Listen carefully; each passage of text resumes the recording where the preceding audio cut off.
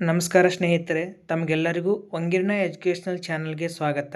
ನೀವೇನಾದರೂ ಸರ್ಕಾರಿ ಪ್ರಾಥಮಿಕ ಶಾಲಾ ಶಿಕ್ಷಕರಾಗಬೇಕು ಎಂಬ ಕನಸು ಹೊಂದಿದ್ದರೆ ಈ ವಿಡಿಯೋ ನಿಮಗಾಗಿ. ಇಂದು ನಾವು ಈ ತರಗತಿಯಲ್ಲಿ GPSTR ಪರೀಕ್ಷೆಯ ಒಂದು ಪಠ್ಯಕ್ರಮದ ಬಗ್ಗೆ ನಾವಿಂದು ತಿಳಿದುಕೊಳ್ಳೋಣ ಅನ್ನುವಂಥದ್ದು. ಸಿಲೆಬಸ್ ಹೇಗಿರುತ್ತೆ ಅನ್ನೋದನ್ನು ಈ ವಿಡಿಯೋದಲ್ಲಿ ಸಂಪೂರ್ಣವಾಗಿ ತಿಳಿದುಕೊಳ್ಳುತ್ತಾ ಹೋಗೋಣ ಅನ್ನುವಂಥದ್ದು. ಮಾನ್ಯ ಶಿಕ್ಷಣ ಸಚಿವರಾದಂಥ ಮಧು ಬಂಗಾರಪ್ಪರವರು ಈಗಾಗಲೇ ಹೇಳ್ತಾನೆ ಬಂದಿದ್ದಾರೆ ಈ ವರ್ಷ 2026ರಲ್ಲಿ GPSTR ಮತ್ತು HSTR ಪರೀಕ್ಷೆಗಳನ್ನು ಕೈಗೊಳ್ಳುತ್ತೀವಿ ಅನ್ನುವಂಥದ್ದು. ಆದ್ದರಿಂದ ನಾವು ಮೊಟ್ಟ ಮೊದಲ ಬಾರಿಗೆ ಈ ವಿಡಿಯೋದಲ್ಲಿ GPSTR ನೇಮಕಾತಿಯ ಕುರಿತಂಥ ಪ್ರಾಥಮಿಕ ಶಾಲಾ ಶಿಕ್ಷಕರ ಒಂದು ಪಠ್ಯಕ್ರಮ ಹೇಗಿರುತ್ತೆ, GPT ಶಿಕ್ಷಕರಾಗುವಂಥವರಿಗೆ ಪಠ್ಯಕ್ರಮ ಯಾವ ರೀತಿಯಾಗಿರುತ್ತೆ ಅನ್ನುವಂಥದ್ದನ್ನು ಈ ವಿಡಿಯೋದಲ್ಲಿ ಸಂಪೂರ್ಣವಾಗಿ ತಿಳ್ಕೊಳ್ಳೋಣ ಅನ್ನುವಂಥದ್ದು. ಮೊದಲನೇದಾಗಿ ನೋಡಿ, ಪರೀಕ್ಷಾ ಮಾದರಿ ಯಾವ ರೀತಿಯಾಗಿರುತ್ತೆ. ಪರೀಕ್ಷೆಯ ಒಂದು ಮಾದರಿ ಯಾವ ರೀತಿಯಾಗಿರುತ್ತೆ ಅಂದರೆ, ಪರೀಕ್ಷೆಯು ಒಟ್ಟು 3 ಪತ್ರಿಕೆಗಳನ್ನು ಒಳಗೊಂಡಿರುತ್ತೆ. ಅಂದರೆ ಒಟ್ಟು GPSTR ಪರೀಕ್ಷೆ 3 ಪತ್ರಿಕೆಗಳನ್ನು ಇದು ಒಳಗೊಂಡಿರುತ್ತೆ. ಅಂದರೆ ಒಂದನೇ ಪತ್ರಿಕೆ ಏನಂತ ಕರಿತೀವಿ ನಾವು, ಸಾಮಾನ್ಯ ಪತ್ರಿಕೆ ಅಂತ ಕರಿತೀವಿ, ಅಥವಾ ಸಾಮಾನ್ಯ ಜ್ಞಾನ ಪತ್ರಿಕೆ. ಒಂದು ಸಾಮಾನ್ಯ ಜ್ಞಾನ ಇದು 150 ಅಂಕಗಳಿಗೆ ಮೀಸಲಾಗಿರುತ್ತೆ. ಒಟ್ಟು ಈ 150 ಅಂಕಗಳ ಪ್ರಶ್ನೆಗಳು MCQ ಮಾದರಿಯಲ್ಲಿ ಕೇಳಲಾಗುತ್ತೆ. ನೋಡಿ, ಯಾವುದಿದು ಪತ್ರಿಕೆ 1ಕ್ಕೆ 150 ಅಂಕಗಳು, ಎಲ್ಲ ಪ್ರಶ್ನೆಗಳು MCQ ಮಾದರಿಯಲ್ಲಿ ಇರ್ತಾವೆ ಅನ್ನುವಂಥದ್ದು. ಮತ್ತು ಪತ್ರಿಕೆ 2 ವಿಷಯಾಧಾರಿತಗಳಿರ್ತವೆ ಅನ್ನುವಂಥದ್ದು 150, ಇದು ಕೂಡ 150 ಅಂಕಗಳಿಗೆ ಮೀಸಲಾಗಿರುತ್ತೆ. ಇದು MCQ 50 ಇದ್ದರೆ ಡಿಸ್ಕ್ರಿಪ್ಟಿವ್ ಎಷ್ಟಿರುತ್ತಪ್ಪ ಅಂದರೆ 100 ಅಂಕಗಳಿಗಿರುತ್ತೆ. ಅಂದರೆ ವಿಷಯ ಆಧಾರಿತ ಅಂದರೆ ವಿಷಯ ಆಧಾರಿತ ಯಾವುದನ್ನು ನಾವು ಗಣಿತ ಶಿಕ್ಷಕರಾಗಬೇಕು ಅಂದ್ಕೊಂಡಿದ್ದೀವಿ, ಅಥವಾ ಸಮಾಜ ವಿಜ್ಞಾನ ಶಿಕ್ಷಕರಾಗಬೇಕು ಅಂದ್ಕೊಂಡಿದ್ದೀವಿ, ಅಥವಾ ವಿಜ್ಞಾನ ಶಿಕ್ಷಕರು ಬಯೋಸೈನ್ಸ್ ಅಂತ ಹೇಳ್ತೀವಿ ನಾವು, ಜೀವ ವಿಜ್ಞಾನ ಶಿಕ್ಷಕರಾಗಬೇಕಂತ ಬಯಸೋರು ಕೂಡ ಈ ವಿಷಯ ಆಧಾರಿತ ಒಂದು ಪತ್ರಿಕೆಯನ್ನು ಬರಿಬೇಕಾಗುತ್ತೆ. ಇದು ಒಟ್ಟು 150 ಅಂಕಗಳಿರುತ್ತೆ ಅನ್ನುವಂಥದ್ದು. ಈ 150 ಅಂಕಗಳಲ್ಲಿ 50 ಏನಿರುತ್ತೆ MCQ ಇರುತ್ತೆ, ಉಳಿದಿರುವಂಥ ಡಿಸ್ಕ್ರಿಪ್ಟ್ ಮಾರ್ಕ್ಸು 100 ಅಂಕಕ್ಕೆ ಇರುತ್ತೆ ಅನ್ನುವಂಥದ್ದು. ನೆಕ್ಸ್ಟ್ 3ನೇ ಒಂದು ಪತ್ರಿಕೆ, ಇದು ಕಡ್ಡಾಯ ಕನ್ನಡ ಅನ್ನುವಂಥದ್ದು, ಅಥವಾ ಕನ್ನಡ ಪತ್ರಿಕೆ ಇರುತ್ತೆ ನೋಡಿ. ಇದು 3ನೇ ಪತ್ರಿಕೆ ಯಾವುದಪ್ಪ ಅಂದರೆ ಕಡ್ಡಾಯ ಕನ್ನಡ. ಇದು 100 ಅಂಕಗಳಿಗಿರುತ್ತೆ ಅನ್ನುವಂಥದ್ದು. 100 ಅಂಕಗಳಿಗೆ ಇದು ಪತ್ರಿಕೆ 3 ಆಗಿರುತ್ತೆ ಅನ್ನುವಂಥ. ಯಾರು ಭಾಷಾ ಶಿಕ್ಷಕರು, ಇಂಗ್ಲೀಷ್ ಶಿಕ್ಷಕರಾಗ್ತಾ ಇರ್ತಾರೆ ಅವ್ರಿಗೆ ಈ ಪತ್ರಿಕೆ ಇರೋದಿಲ್ಲ ಅನ್ನುವಂಥದ್ದು. ಯಾವುದು ಇಂಗ್ಲೀಷ್ ಟೀಚರ್ ಆಗುವಂಥವ್ರಿಗೆ ಈ ಪತ್ರಿಕೆ ಇರೋದಿಲ್ಲ. ಉಳಿದಂಥ ಗಣಿತ, ಸಮಾಜ ವಿಜ್ಞಾನ ಶಿಕ್ಷಕರು ಮತ್ತು ಜೀವ ವಿಜ್ಞಾನ ಶಿಕ್ಷಕರು ಮತ್ತು ಕನ್ನಡ ಶಿಕ್ಷಕರಿಗೆ ಏನಾಗುತ್ತೆ ಈ ಒಂದು ಪತ್ರಿಕೆ ಕಡ್ಡಾಯವಾಗಿರುತ್ತೆ ಅನ್ನುವಂಥ. ಒಟ್ಟು ನಮ್ಮ GPSTR ಪರೀಕ್ಷೆಯ ಒಂದು ಪತ್ರಿಕೆಗಳು ಎಷ್ಟು ಬರೀಬೇಕಪ್ಪ ಅಂತಂದರೆ, ಒಟ್ಟು 3 ಪತ್ರಿಕೆಗಳು. ಒಂದು ಸಾಮಾನ್ಯ ಜ್ಞಾನ 150 ಅಂಕಗಳು, ವಿಷಯ ಆಧಾರಿತವಾಗಿ ನಾವು ಯಾವ ಸಬ್ಜೆಕ್ಟ್ ಸ್ಪೆಸಿಫಿಕ್ಕಾಗಿ ಗಣಿತ ವಿಜ್ಞಾನ, ಸಮಾಜ ವಿಜ್ಞಾನ, ಜೀವ ವಿಜ್ಞಾನ ಶಿಕ್ಷಕರಾಗಿ ಬಯಸುವಂತಿದ್ರೆ, ಮತ್ತು 3ನೇ ಕಡ್ಡಾಯ ಕನ್ನಡ ಅನ್ನುವಂಥದ್ದು. ನೆಕ್ಸ್ಟ್ ಮುಂದುವರೆದು ನೋಡೋಣ, ಪತ್ರಿಕೆ ವಿಷಯ ಮತ್ತು ಅಂಕಗಳು ಯಾವ ರೀತಿಯಾಗಿರ್ತವೆ ನೋಡಿ. ಆವಾಗಲೇ ಹೇಳಿದೀವಿ ನಾವು, ಪತ್ರಿಕೆ 1 ಸಾಮಾನ್ಯ ಜ್ಞಾನ, ಇದು GKಗೆ ಸಂಬಂಧಪಟ್ಟಿರುವಂಥದ್ದಾಗಿರುತ್ತೆ. ಇದರಲ್ಲಿ ಸಾಮಾನ್ಯ ಕನ್ನಡ, ಇಂಗ್ಲೀಷ್ ಕನ್ನಡ ಅಥವಾ ಇಂಗ್ಲೀಷ್ 150 ಅಂಕ. ಅಂದರೆ ಇಲ್ಲಿ 2 ವರ್ಷನಲ್ಲಿರುತ್ತೆ, ಒಂದು ಕನ್ನಡ ಮತ್ತೊಂದು ಇಂಗ್ಲೀಷ್, ಒಟ್ಟು 150 ಅಂಕಗಳಿಗೆ ಇದು ಮೀಸಲಾಗಿರುತ್ತೆ ಅನ್ನುವಂಥದ್ದು. ಎರಡನೇದಾಗಿ ಪತ್ರಿಕೆ 2, ಇದು ನಿಮ್ಮ ವಿಷಯ, ಆವಾಗಲೇ ಹೇಳಿದ ಗಣಿತ, ವಿಜ್ಞಾನ ಅಥವಾ ಸಮಾಜ ವಿಜ್ಞಾನ, ಒಟ್ಟು 150 ಅಂಕಗಳಿಗೆ ಮೀಸಲಾಗಿರ್ತವೆ. ಇದರಲ್ಲಿ 50 ಅಂಕಗಳು MCQ ಮತ್ತು 100 ಅಂಕಗಳು ಡಿಸ್ಕ್ರಿಪ್ಟಿವ್ ಮಾದರಿಯಲ್ಲಿ, ಅಂದರೆ ವಿವರಣಾತ್ಮಕ ರೀತಿಯಲ್ಲಿ ನಾವು ಬರಿಬೇಕಾಗುತ್ತೆ ಅನ್ನುವಂಥದ್ದು. ಮತ್ತು 3ನೇದು ಕಡ್ಡಾಯ ಕನ್ನಡ, ಅಗತ್ಯವಿದ್ದವರಿಗೆ ಮಾತ್ರ, ಇಂಗ್ಲೀಷ್ ಟೀಚರ್ ಆಗೋರಿಗೆ ಇದು ಇರೋದಿಲ್ಲ ಅನ್ನುವಂಥದ್ದು. ನೋಡಿ, ಗಣಿತ, ಸಮಾಜ, ಜೀವ ವಿಜ್ಞಾನ ಶಿಕ್ಷಕರಾಗೋರಿಗೆ ಇದು ಬರೀಬೇಕಾಗತ್ತೆ ಅನ್ನುವಂಥದ್ದು. ಒಟ್ಟು 3 ಪತ್ರಿಕೆಗಳು ಇರ್ತಾವೆ ಅನ್ನುವಂಥದ್ದು. ಹಾಗಾದರೆ ಸಾಮಾನ್ಯ ಜ್ಞಾನದ ಪತ್ರಿಕೆ 1 ಯಾವ ವಿಷಯಗಳನ್ನು ಒಳಗೊಂಡಿರುತ್ತೆ ನೋಡಿ. ಸಾಮಾನ್ಯ ಪತ್ರಿಕೆ 1 ಪೇಪರ್ 1 ಯಾವ ವಿಷಯನ ಒಳಗೊಂಡಿರ್ತೀವಿ, ಅದನ್ನು GK ಅಂತ ಕೂಡ ಕರಿತೀವಿ. ಆ GKದಲ್ಲಿ ಏನೇನು ಮುಖ್ಯಾಂಶಗಳಿದ್ದಾವೆ ನೋಡಿ. ಸಾಮಾನ್ಯ ಜ್ಞಾನ ಮತ್ತು ಪ್ರಚಲಿತ ವಿದ್ಯಮಾನಗಳು, ಅಂದರೆ ಕರೆಂಟ್ ಅಫೇರ್ಸ್ ಮತ್ತು ಜನರಲ್ ನಾಲೆಜ್ ಕೇಳುವಂಥ ಪ್ರಶ್ನೆಗಳು ಇಲ್ಲಿ ಕೇಳಲಾಗುತ್ತೆ. ಮತ್ತು ಮುಂದುವರೆದು ಶೈಕ್ಷಣಿಕ ಮನೋವಿಜ್ಞಾನದ ಒಂದು ಕುರಿತಾದಂಥ ವಿಷಯವನ್ನು ಕೂಡ ಇದು ಒಳಗೊಂಡಿರುತ್ತೆ, ಮತ್ತು ಮೆಂಟಲ್ ಅಬಿಲಿಟಿ ಕೂಡ ಇದು ಒಳಗೊಂಡಿರುತ್ತೆ. ಮತ್ತು ಅದೇ ರೀತಿಯಾಗಿ ಕಂಪ್ಯೂಟರ್ ಸಾಕ್ಷರತೆ ಹಾಗೂ ಸಾಮಾನ್ಯ ಕನ್ನಡ ಮತ್ತು ಇಂಗ್ಲೀಷ್ ಜನರಲ್, ಅದು ಮೂಲಭೂತವಾಗಿ ಬೇಸಿಕ್ ನಮಗೆ ಏನು ಬೇಕು, ಕನ್ನಡ, ಸಾಮಾನ್ಯ ಕನ್ನಡ ಮತ್ತು ಇಂಗ್ಲೀಷು, ಇಷ್ಟನ್ನು ಈ ಪತ್ರಿಕೆ 1 ಒಳಗೊಂಡಿರ್ತದೆ. ಅಂದರೆ ಸಾಮಾನ್ಯ ಜ್ಞಾನ, ಶೈಕ್ಷಣಿಕ ಮನೋವಿಜ್ಞಾನ, ಮಾನಸಿಕ ಸಾಮರ್ಥ್ಯ, ಕಂಪ್ಯೂಟರ್ ಸಾಕ್ಷರತೆ ಮತ್ತು ಜನರಲ್ ಅಥವಾ ಬೇಸಿಕ್ ಕನ್ನಡ ಮತ್ತು ಬೇಸಿಕ್ ಇಂಗ್ಲೀಷ್ಗೆ ಸಂಬಂಧಪಟ್ಟಂಥ ವಿಷಯವನ್ನು ಇದು ಒಳಗೊಂಡಿರುತ್ತೆ ನೋಡಿ. ನೆಕ್ಸ್ಟ್ ಮುಂದುವರೆದು ಪತ್ರಿಕೆ 2 ವಿಷಯ ಆಧಾರಿತವಾಗಿ, ಅಂದರೆ ಯಾವ ಟೀಚರ್ ಯಾವ ಸಬ್ಜೆಕ್ಟ್ ಬೋಧನೆ ಮಾಡ್ತಿರ್ತಾರೆ ಅವರಿಗೆ ಸಂಬಂಧಪಟ್ಟಿರುವಂಥದ್ದು ಪತ್ರಿಕೆ 2. ಇಲ್ಲಿ ವಿಷಯಗಳು ನೋಡಿ, ಇದು ಏನಿದೆ ಅಂದರೆ ನಿಮ್ಮ ವಿಷಯಕ್ಕೆ ಸಂಬಂಧಿಸಿದ 6ರಿಂದ 10ನೇ ತರಗತಿಯ ಪಠ್ಯಪುಸ್ತಕದ ವಿಷಯಗಳು. ಯಾವ ಪುಸ್ತಕಗಳನ್ನು ನಾವಿಲ್ಲಿ ಹೆಚ್ಚು ಒತ್ತು ಕೊಡಬೇಕಪ್ಪ ಅಂದರೆ 6ರಿಂದ 10ನೇ ತರಗತಿಯ ಒಂದು ಪುಸ್ತಕಗಳಿಗೆ ನಾವು ಹೆಚ್ಚು ಒತ್ತನ್ನು ಕೊಟ್ಟಿದ್ದೆ ಆದರೆ ನಾವು ಈ ಪರೀಕ್ಷೆಯನ್ನು ಸುಲಭವಾಗಿ ಪಾಸ್ ಮಾಡ್ಬೋದು ನೋಡಿ ಗೆಳೆಯರೆ. ನೆಕ್ಸ್ಟು ಮುಂದುವರಿದು ಬೋಧನಾ ಶಾಸ್ತ್ರವನ್ನು ಕೂಡ ಒಳಗೊಂಡಿರುತ್ತೆ. ಅಂದರೆ ವಿಷಯ ಆಧಾರಿತದಲ್ಲಿ MCQ ಮತ್ತು ಡಿಸ್ಕ್ರಿಪ್ಟಿವ್ ಮಾದರಿಯಲ್ಲಿ ಕೇಳ್ತಾರೆ ಮತ್ತು ಅದ್ರ ಜೊತೆಗೆ ಬೋಧನಾ ಶಾಸ್ತ್ರವು ಕೂಡ ಇದು ಒಳಗೊಂಡಿರುತ್ತೆ ಅನ್ನುವಂಥದ್ದು ನೋಡಿ. ಈ ಗಮನಿಸಿ, ಇಲ್ಲಿ ಮುಖ್ಯವಾದಂಥ ಇಂಪಾರ್ಟೆಂಟು, ಈ ಪತ್ರಿಕೆಯಲ್ಲಿ 100 ಅಂಕಗಳು ಬಹು ಆಯ್ಕೆ ಪ್ರಶ್ನೆಗಳಾದರೆ 50 ಅಂಕಗಳು ಬರವಣಿಗೆ ರೂಪದಲ್ಲಿ ಇರ್ತವೆ ಅನ್ನುವಂಥದ್ದು. ನೆಕ್ಸ್ಟು ಗಣಿತ ಶಿಕ್ಷಕರಿಗೆ ಏನೆಲ್ಲ ಇರುತ್ತೆ ನೋಡಿ.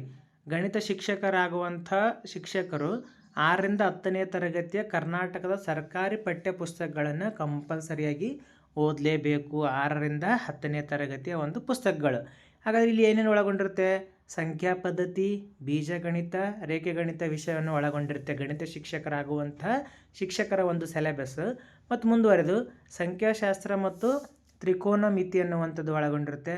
ಕ್ಷೇತ್ರ ಗಣಿತ, ನಿರ್ದೇಶಾಂಕ ರೇಖೆಗಣಿತ ಹಾಗೂ ಸಂಖ್ಯಾಶಾಸ್ತ್ರ ಮತ್ತು ಸಂಭವನೀಯತೆ ಒಳಗೊಂಡಿರ್ತೇವೆ. ಇಷ್ಟು ವಿಷಯದ ಜೊತೆಗೆ ಬೋಧನಾಶಾಸ್ತ್ರ, ಮ್ಯಾಥಮೆಟಿಕ್ಸ್ ಪೆಡಗಾಗಿ ಅಂತ ಕರಿತೀವಿ. ಇದು 20ರಿಂದ 30 ಅಂಕಗಳಿಗೆ ಬರುವಂತಹ ಚಾನ್ಸಸ್ ಇರುತ್ತೆ ನೋಡಿ ಪರೀಕ್ಷೆಗಳಲ್ಲಿ. ಮತ್ತು ಕೇವಲ ಲೆಕ್ಕಗಳಲ್ಲದೆ ಗಣಿತವನ್ನು ಬೋಧಿಸುವ ವಿಧಾನದ ಬಗ್ಗೆಯೂ, ಅಂದರೆ ಗಣಿತವನ್ನು ಯಾವ ವಿಧಾನಗಳಲ್ಲಿ ಬೋಧಿಸ್ತೀವಿ, CC ಮಾದರಿಗಳಲ್ಲಿ ಅವುಗಳು ಬಳಸುವಂಥ ಅನುಗಮನ, ನಿಗಮನ, ಈ ರೀತಿಯಾದಂಥ ಬೋಧನಾ ವಿಧಾನಗಳ ಬಗ್ಗೆ ಕೂಡ ಪ್ರಶ್ನೆಗಳಲ್ಲಿ ರೈಸ್ ಆಗ್ತಾವೆ ನೋಡಿ. ಮತ್ತು ಗಣಿತದ ಸ್ವರೂಪಗಳೇನು, ಗುರಿಗಳೇನು, ಅದರ ಒಂದು ಪ್ರಶ್ನೆಗಳನ್ನು ಕೇಳುವಂತಹ ಚಾನ್ಸಸ್ ಇದೆ. ಮತ್ತು ಬೋಧನಾ ವಿಧಾನಗಳು ಇಂಡಕ್ಟಿವ್, ಡಿಡಕ್ಟಿವ್, ಅನಾಲಿಟಿಕ್, ಸಿಂಥೆಟಿಕ್ ಅನ್ನುವಂಥದ್ದು.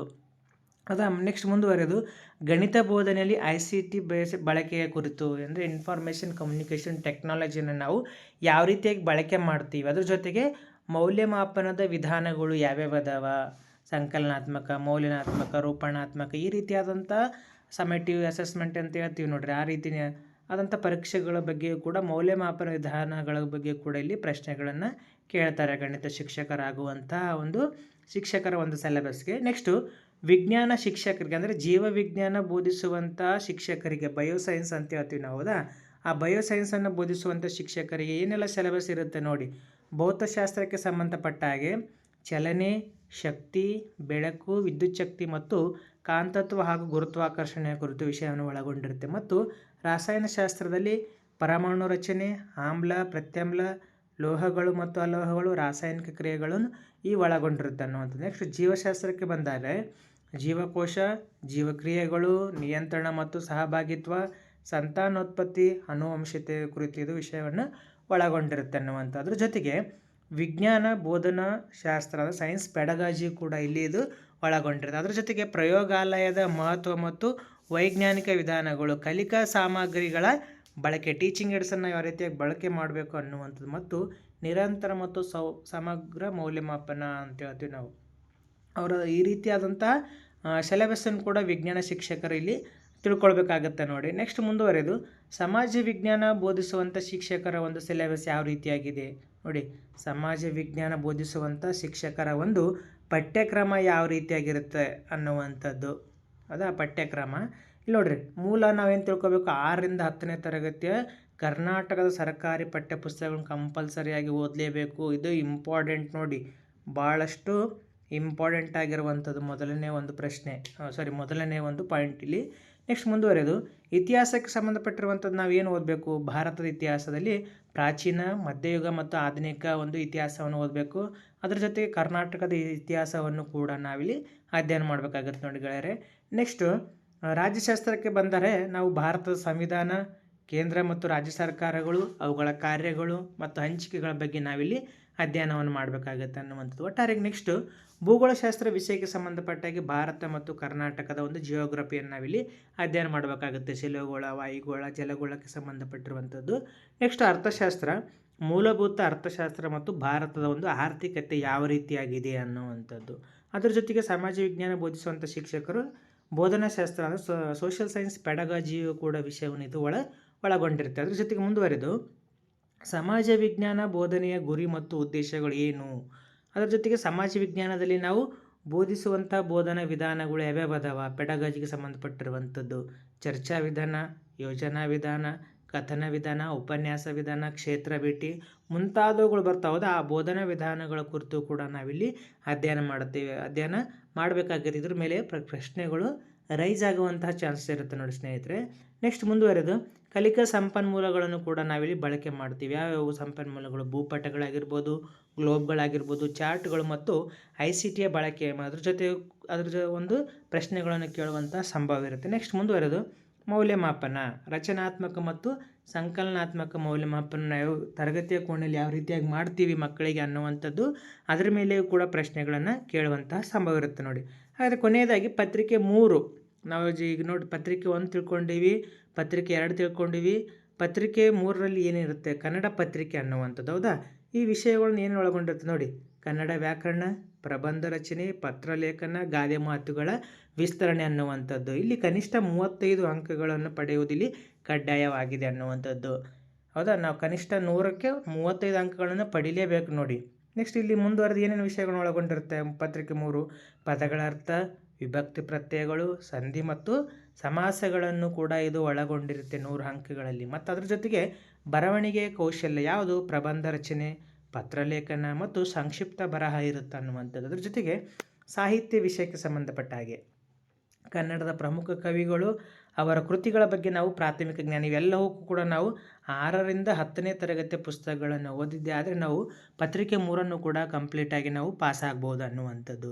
ಹಾಗಾದರೆ ಕನ್ನಡ ಪತ್ರಿಕೆಗಳು ಏನೇನು ಒಳಗೊಂಡಿರುತ್ತೆ? ಆವಾಗಲೇ ಹೇಳಿದ್ವಿ ನಾವು: ಕನ್ನಡ ವ್ಯಾಕರಣ, ಪ್ರಬಂಧ ರಚನೆ, ಪತ್ರಲೇಖನ, ಗಾದೆ ಮಾತುಗಳು, ಸಂಕ್ಷಿಪ್ತ ಬರಹ ಅನ್ನುವಂಥದ್ದು. ಮತ್ತು ಚಿತ್ರಗಳನ್ನು ಕೊಟ್ಟಿರ್ತಾರೆ, ಆ ಚಿತ್ರಕ್ಕೆ ಸಂಬಂಧಪಟ್ಟಿರುವಂಥದ್ದು ನಮ್ಮದೇ ಆದಂತಹ ಒಂದು ಮಾತಿನಲ್ಲಿ ನಾವಿಲ್ಲಿ ಬರಿಬೇಕಾಗತ್ತೆ ಅನ್ನುವಂಥದ್ದು ನೋಡಿ.